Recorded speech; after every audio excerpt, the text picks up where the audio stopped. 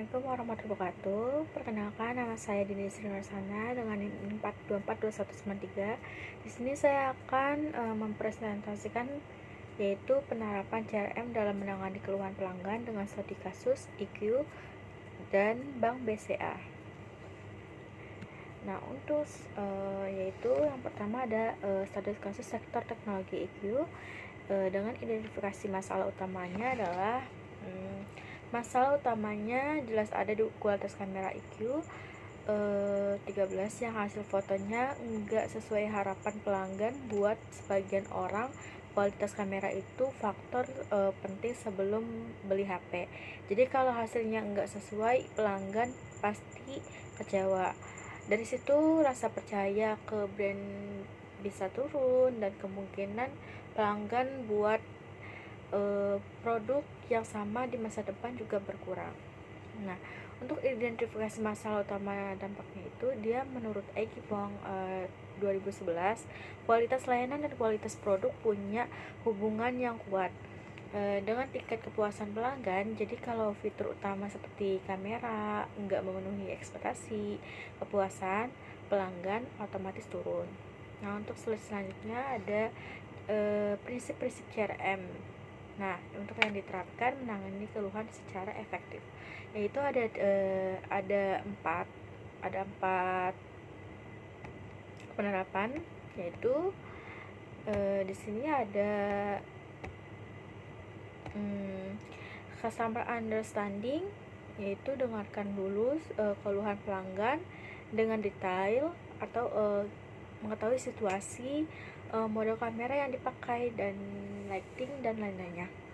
Nah, untuk selanjutnya ada personalized service, yaitu kita kasih penjelasan yang jelas, nggak template, jadi pelanggan merasa dihargai. Nah, untuk yang ketiga yaitu problem solving dengan bentuk cek apakah dari software, setting kamera atau hardware. Nah, untuk keempat ada follow up. Kita setelah kasih solusi tetap follow up apakah kameranya sudah membaik atau untuk perkembangannya gimana gitu. Nah, untuk selanjutnya yaitu 3 tindakan konkret, yaitu meminta bukti, foto, video, dan jelaskan kemungkinan penyebabnya dengan cara yang sopan dan mudah dipahami. Dan yang kedua yaitu kasih solusi langsung, misalnya reset kamera, update software, dan kasih panduan fitur supaya kualitas foto naik. Nah, untuk yang ketiga, kalau perlu arahkan ke service center dengan nada yang menenangkan sambil yakinin bahwa keluhan bakal diprioritaskan. Nah, untuk ini sesuai konsep customer interaction di CRM Pain and Fall 2006. Maaf, di Form 2005. Nah, di dalam teori CRM didiskusikan Pain Form 2005 ini, perusahaan wajib membangun hubungan jangka panjang dengan pelanggan melalui pemahaman kebutuhan, komunikasi yang jelas, dan respon cepat. Nah, untuk selanjutnya ada umpan balik dari kasus ini. Nah, umpan baliknya itu masukan pelanggan seperti ini penting buat tim R&D, seperti kata Sweeney and Soter 2001, persepsi nilai pelanggan bisa jadi dasar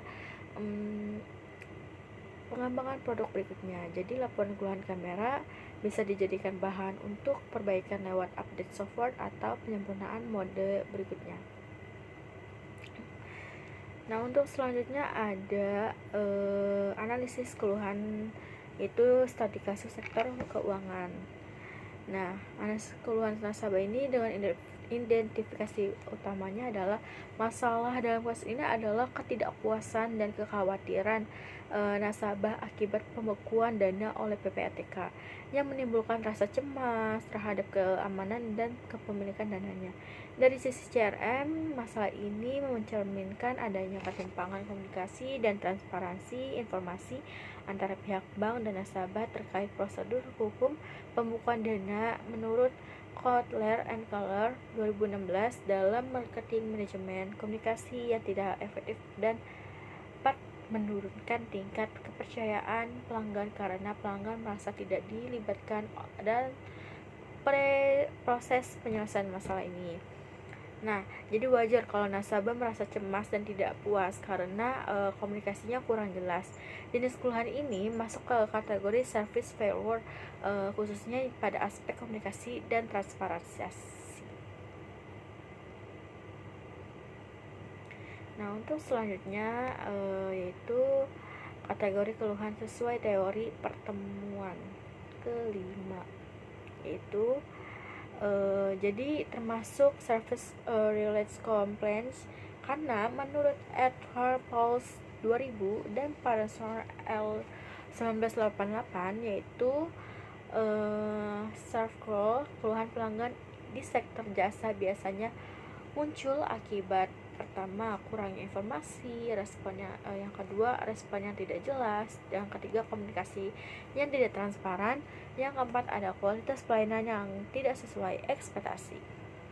Untuk selanjutnya yaitu analisis pemecahan masalah. Nah, bukti pendukung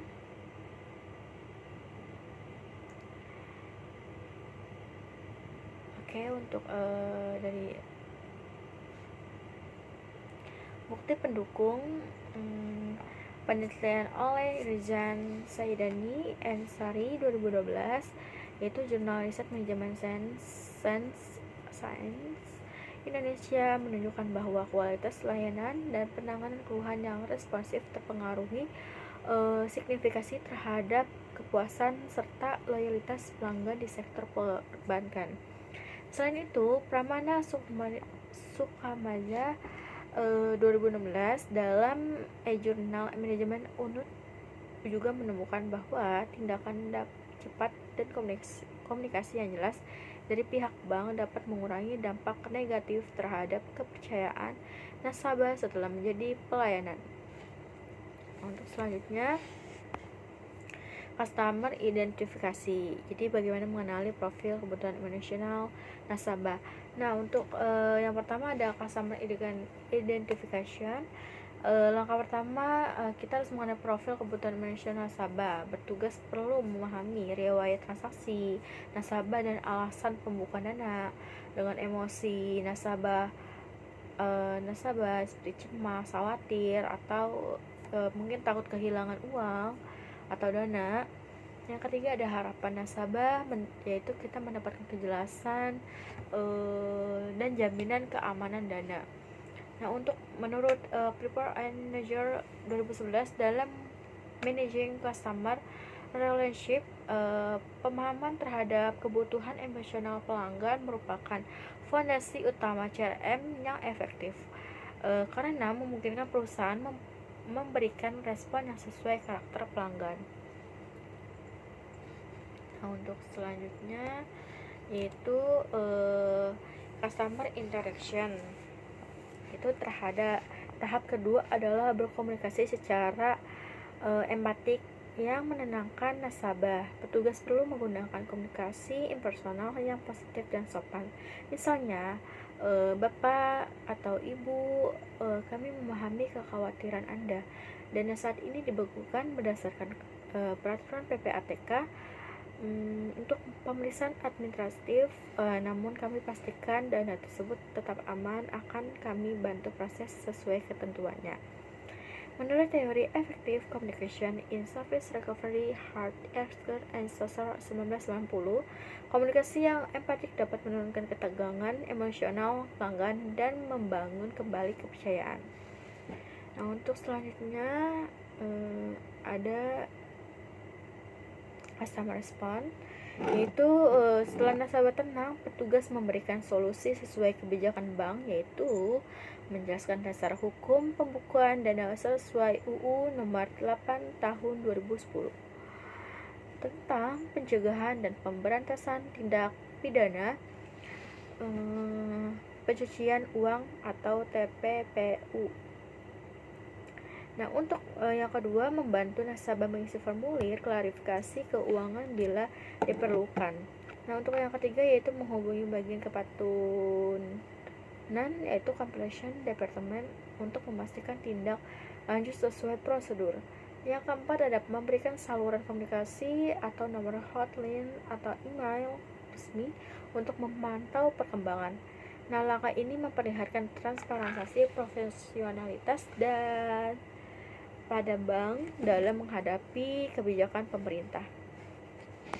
Nah, untuk selanjutnya yaitu customer retention. Jadi yang pertama ada follow up secara berkala hingga masalahnya selesai. Yang kedua, memberikan edukasi finansial mengenai kebijakan PPATK ini dan pentingnya kepatuhan hukum. Nah, untuk yang ketiga yaitu personalisasi layanan di masa depan, misalnya prioritas respon dapat membantu cepat melalui CRM system. Nah, untuk yang keempat yaitu membangun citra positif dengan menunjukkan bahwa BCA mendukung perlindungan nasabah dan transparansi keuangan. Ya, ini menurut Battle and McLaren 2019 yaitu dalam Customer Relationship Management Concept and Technology Strategis. Retensi pelanggan bertujuan untuk menciptakan hubungan jangka panjang melalui kepercayaan atau kepuasan dan nilai tambah berkelanjutan. Untuk selanjutnya yaitu identifikasi faktor-faktor yang mempengaruhi kepuasan pelanggan dalam masing-masing kasus. Nah, untuk pada produk EQ smartphone atau permasalahan kamera adalah faktor utama yang mempengaruhi kepuasan pengguna kamera smartphone. Yang pertama ada kualitas produk atau performa fitur. Dengan bentuk ini resolusi atau dynamic range, warna, noise reduction. Jadi konsumen menilai apakah fungsi kamera memenuhi janji produk atau produk quality certification. Nah, untuk yang kedua ada ekspektasi yang berbentuk lewat promosi atau review, yaitu perbedaan antara ekspektasi iklan atau reviewer dan hasil penyebabkan dikonfirmasi atau ketidakpuasan pada customer satisfaction teori disconfirmation paradigms. Nah, untuk yang ketiga ada after sales and layanan purna jual. Ketersediaan update software atau peningkatan kamera yang didukung teknis, garansi atau service quality and responsiveness. Nah, yang keempat ada user experience dan usability, yaitu kemudahan mengoperasikan mode kamera dengan kendala auto mode atau PCF mempengaruhi certification. Nah, untuk selanjutnya ada identifikasi faktor pada bank BCA, yaitu ada transparansi and komunikasi. Dengan ini seberapa jelas bank menjelaskan alasan pembekuan prosedur dan langkah-langkah yang dilakukan, atau bisa disebut communication reduce uncertainty certification. Nah, untuk yang kedua ada kecepatan respon dan tindakan, yaitu kelajuan bank menanggapi keluhan dan memfasilitas klarifikasi ke PPATK atau compliance. Dengan ini responsif dalam service quality. Nah, yang ketiga ada persepsi keamanan atau kendala, keyakinan bahwa dana tetap aman selama proses hukum atau trust in relationship marketing di sektor keuangan. Nah, yang keempat ada pengalaman sebelumnya dan reputasi institusi, yaitu dengan reputasi bank dan pengalaman layanan sebelum memoderasi reaksi nasabah atau loyal customer lebih atau tahan banting, tetapi komunikasi buruk menurunkan trust. Nah, untuk yang selanjutnya ada yaitu langkah-langkah konkret. Langkah-langkah konkret ini yaitu yang pertama ada perbaiki komunikasi spesifikasi dan spesifikasi dan contoh hasil nyata, yaitu seperti uh, before, after, dan foto uji lapangan verifikasi atau bukan hanya studio. Kurangi klaim yang overpromise.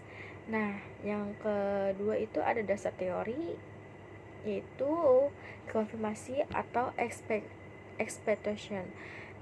Dia mengelola ekspresi atau mengurangi negatif deconfirmation.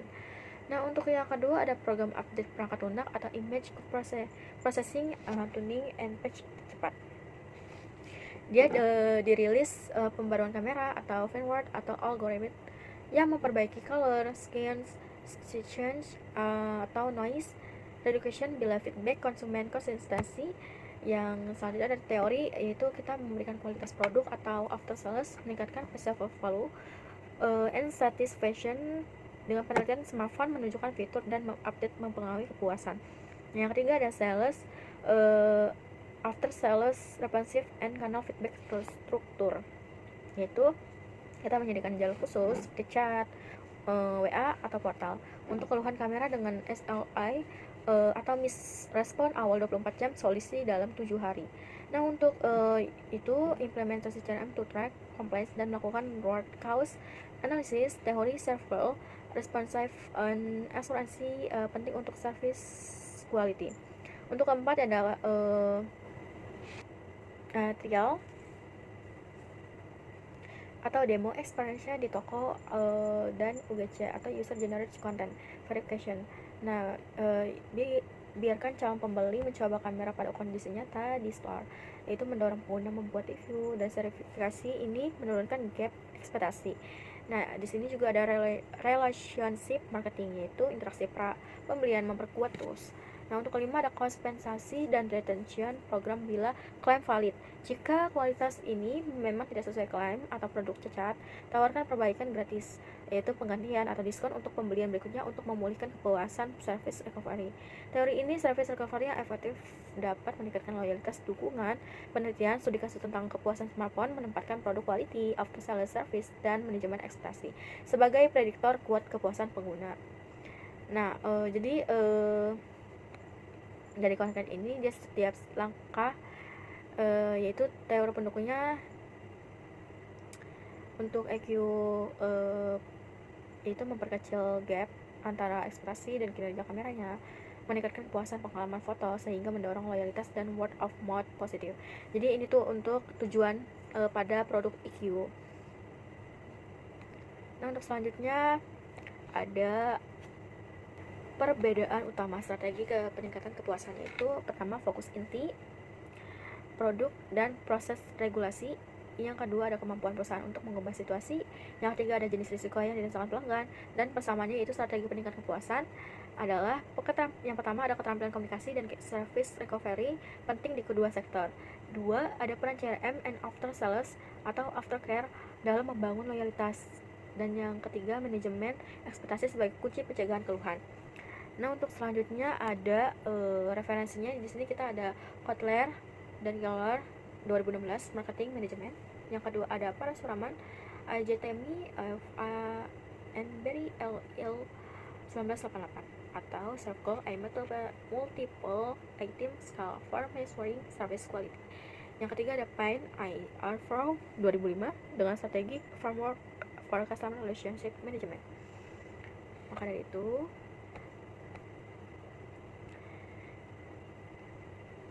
untuk saya, bila ada kesalahan dan kekurangan, mohon maaf. Wassalamualaikum warahmatullahi wabarakatuh.